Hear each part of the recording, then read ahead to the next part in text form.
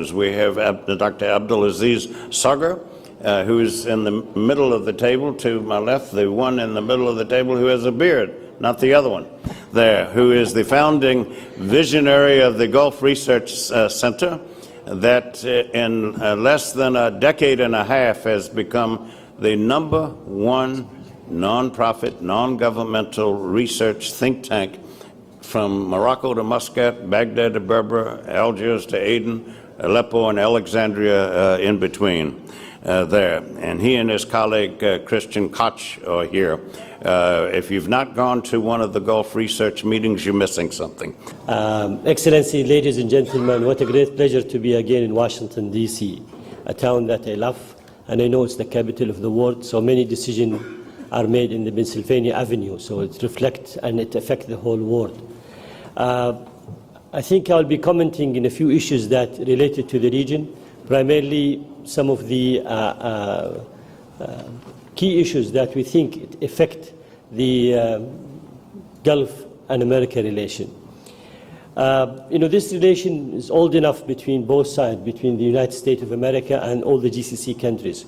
But at the same time, lately, and after the Arab Spring, from, let's say, January 2011 until today, we have many open issues that are unresolved.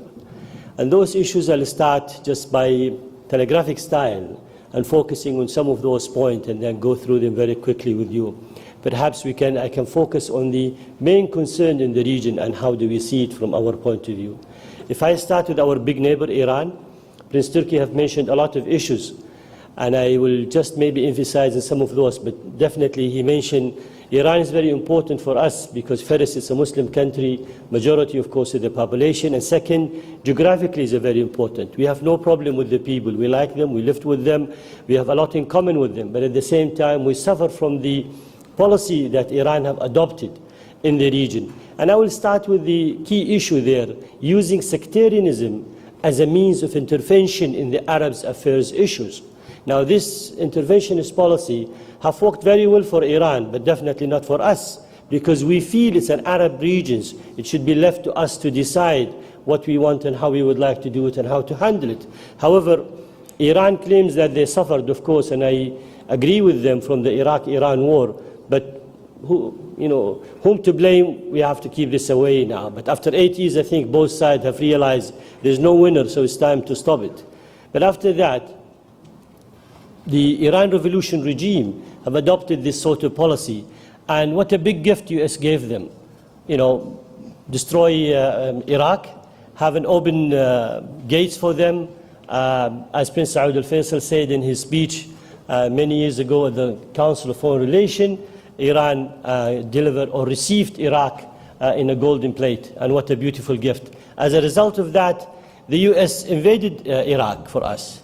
We were hoping at that time the US will not invade. We say there are many ways of getting rid of Saddam without going through a war was based in a big lie, a chemical, biological, that nobody find anything there. However, the war was there. We hope that the US should have finished the job and did it right. Unfortunately, the US policy decided, no, let's walk a way out, let's hope it's all done, let's leave nothing there, that even when they wanted to fight ISIS, there's no brigade fully in Iraq that can fight and stand there. So we have to come back again to redo it. Now with that situation, of course, Iraq was a big issue for us, because Iraq was a neighboring country. They have the mosaic of the Muslim Sunni and the Muslim Shia and the Kurd live together. And at the same time, it was part of the equation of the Gulf security. With the new situation, Iraq are out of the equation of the regional security. They cannot defend, they cannot support, they cannot be part of that one. So what do we have today? A huge security vacuum in Iraq, a divided Iraq almost, a situation that it was a platform for the creation of what Prince Turkey called it fahish. And I agree with him on that. We call it, people used to call it Daesh, but he said it's fahish. So, and then we moved from Iraq. So Iraq interventionist policy of Iran using the sectarian dimension did work fine for Iran, but again it put a huge burden on the Iranian policy, of course, to deal with that one. Then Syria. Syria today is very important for us. We were hoping, I mean, Saudi Arabia position, the king that the letter have wrote to the Syrian people, only came out after the expansion of the massive use of force and the expansion of the tension within Syria. We waited until August, I believe, 2012, before even there was a letter. We were hoping that Al-Assad will listen and try to resolve it amicably, politically, domestically, without having to go through a massive things. But today, what do we have? We have 300,000 people have been killed, many million Syrians outside Syria, and a destroyed country that will take many years to rebuild and billions of dollars to do it. And today, Bashar still is there. Daesh and Nusra are there, extremism are there, and Bashar is still there. So what is going to happen? We've heard somebody from the region, from the non-Arab countries, says that he expects to see an Alawi state, many Sunni, and a Kurdish state in Syria. I'm not so sure the US policymaker really go through a detailed analysis and think about divisioning and separation in the region will work fine for the US interests in the region. This is something they need to examine quite well. But why is that situation today? Because there have been a lot of veto from the US. I am not blaming the US policy, I'm just mentioning some of the issues, by the way. So what is happening there is we have the US veto, and number one, trying to identify who are the right people, who are the reasonable opposition in Syria, how can we support them, what do we need to do. There was never a Syrian opposition organized organization. It was a creation after what happened in Syria. So, but as a result of that, there is the moderate Syrian opposition, where Saudi Arabia and other countries have decided to help them, to support them, to get rid of Bashar al-Assad. We always had the veto from the US, either in equipping them or giving them the right military adequate equipment that they required, like anti-aircraft and anti-tanks, because we were all afraid it goes in the wrong hand. Now look at the wrong hand already today. They are there, they're operating, they're using all means and ways of achieving what they would like to achieve as a goal of that one. Yet, Iran and Russia stood very strongly there, saying we are going to support our allies al-Assad against the US interest, against the Arab friends of the United States of America in the region. So Syria remained there, Bashar al-Assad is there, 300,000 people have been killed, many millions outside, country are destroyed, and we are still revisiting the issue. We are still thinking to train some of the Syrian opposition. Hopefully the program will start in February. Hopefully they will be equipped not to change al-Assad, but to send a message to al-Assad that there are some people. So all these issues, I'm not so sure really it's in the best interest of everybody in our part of the world. Now, again, the issue of the nuclear program had been mentioned, and as Prince Turki said, if the B5+1 agree with Iran, we will be more than happy. I don't think we're going to have a final agreement in November. I think it will be extended. We're going to have another extension of negotiation there, but finally, due to the economic embargo in Iran, maybe we will see some sort of result, some sort of solution that will take place there. So if I look at all of these issues and then I move to Yemen, Yemen issues very important. There was always a state of denial from the Iranian that they have never been involved in the issue of Yemen. But reality says that as soon as the Houthis arrived to Sana'a, the first two people they released from jail was a Lebanese Hezbollah, trained by the Iranian Revolution Guard, and they delivered them to Iran, not to Lebanon, although they are Lebanese. So that shows the sort of linkage there. There was two vessels with armament has been supplied through Bab al-Mandab, through the Yemeni which has been confiscated by the Yemeni government. We all agree we have a weak government. We have never really supported. We have done Saudi Arabia, by the way, to my best knowledge, from March 2011 until today, have paid to Yemen close to $9 billion. That's the money that we pay to Yemen, try to keep it, pay the salary, the wages, support the government, pay for the deficit that the Yemeni government has. But still, it's a weak state. It's 25 million people there. Today, what we have there, we have a huge conflict internally. We have the Al-Qaeda, which is a big threat. Saudi have supported the US by giving them the right base to use the drone to operate and to deliver their operation to the right target they need to achieve in Yemen. But did that kill Al-Qaeda or did that finish Al-Qaeda? Not yet. We still have plenty of Al-Qaeda members there. So my fears today, although we have a non-state actor took over the situation and run in a country like Yemen and try to control, they use the same methodology of Hezbollah. They don't want to rule, they just control the key position and the key issues there in the country. And then negotiate everything, negotiate the appointment of the prime ministers, negotiate the number of seats they would like to have from 4, they went to 6 to 10, now they don't agree to the prime minister, they will, and then later on they will negotiate all the constitutional issues there and make sure that to have, although they only represent 2% as a Zaidi in Yemen, and the rest, of course, more than 75% are Shafi'i, Sunni in Yemen. However, situation in Yemen today is deteriorating, there's a killing every day, there's a conflict between Al-Qaeda and Al-Houthi. The Yemen, the South Yemen, what we used to call South Yemen, are fighting for their own independence, istiqlal. They want to be an independent. They say, we will go back to 1990 border. This is when it was a two separate country. At that time, the collapse of the Soviet Union, we find nobody to support us. So it was natural to look for a North Yemen and merge with them. We were never one country before the word of Yemen came in 1913, الدولة المتوكلية اليمنية, the state of Mutawakkil Yemeni at that time, but it was never really one country. It was always separate. And now they are demanding for that. Yesterday we heard the news, there was a big meeting in the south part of Yemen, on the Aden side, for their own parliamentary constitution. They tried to call the people from the defense and security to be back to south and say, you belong to the south, you should be there to fight and to help for your own independent state there. Now, this is a creation of a new state, and then it may receive a big support from the Gulf countries, because let's save what we can save. South is 70% of the land, 70% of the resources, oil and gas, fishery and harbor are still in the south. At the same time, they share with Saudi Arabia almost close to 1,200 kilometer border. So that makes it extremely important, vulnerable for Saudi Arabia, not to let it collapse and not to let Al-Qaeda take over the south and announce a new state like what happened on the north side. So that's, again, it's a situation where we have there. So it's unfortunately, although we love our Iranian friend, we don't blame them for everything. We love our American friend, but we don't blame them for everything. I think we need to blame ourselves in the region. Maybe taking it easy and for granted, making ourselves believe that our friends will fight and we are willing to pay for that cost, made us a bit lazy and not active enough as we should be in really dealing with matters and issues related to us in the region. So we should not blame the other. First, we should blame ourselves and try to deal with those issues. However, I think from time to time, when there is a good coordination meeting, council between both sides, many of those issues are being discussed. Sometimes it takes a process. There's a huge bureaucracy between both sides, but at the same time, we can see a better understanding happening from both sides.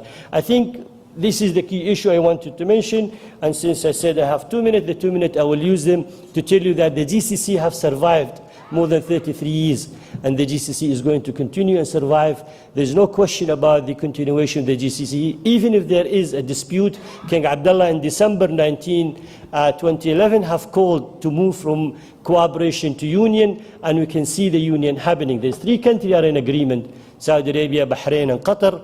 Kuwait did not did not say no, but at the same time they're still discussing. UAE have come forward now with some of the issues. I think it's a process, it will take time. We can't see the union happening all of a sudden tomorrow. It's not just a political will, it's a process, they need to go through it. But again, we believe in the region, as people from the region, that if the Cooperation Council was created due to a political and security reason in 1981, the continuation of that one is the right of its people. So the people have the right to tie up to it, to keep it, and to move it forward to union, because we have a lot to gain. In that issue, I must say, for the United States of America, what's in it for them?